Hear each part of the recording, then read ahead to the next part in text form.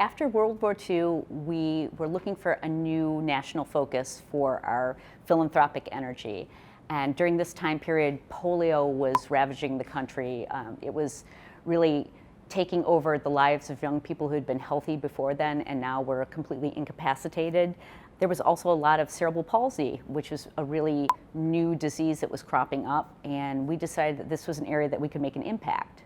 So after we decided on cerebral palsy as something to focus our talent and energy on, we had partnered with the Easter Seals, which had a different name back then, and we really wanted to help not just give money, but we wanted to do something that would be a little bit more meaningful. And we produced training manuals that focused on adaptive clothing for people with cerebral palsy, adaptive furniture. And the really cool thing about those manuals is that we distributed them through more than 20 foreign countries that had been really affected by World War II that had no social services. And the letters that we have from these countries where we sent boxes of manuals, they made a huge difference. And it's almost heartbreaking to read the letters that came with them because they were so appreciative.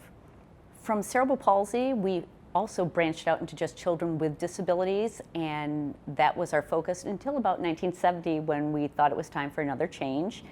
But during this period is also when one of our longest serving volunteers came into play.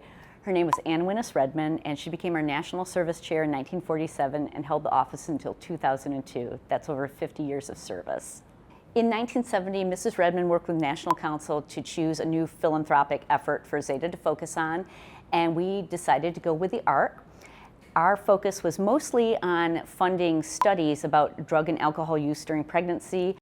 By the early 1990s, National Council decided that they wanted to focus on causes that were more women-specific, and they looked around at a lot of the different issues that were hot-button topics, and that's where we came up with focusing on breast cancer education and awareness. During this time period, if you can imagine it, people didn't talk about having breast cancer in public. It just wasn't something that was spoken about. And I feel like we have helped to make it be an acceptable topic, something not to be scared of, but something to fight against and to be proud to be partners in that fight. Almost 30 years later, Zeta is still searching for an end to breast cancer, but now it's turned into a topic that people are no longer afraid to talk about. Zeta is proud to stand behind the survivors of breast cancer and their families, and we're also proud to make an impact in our communities.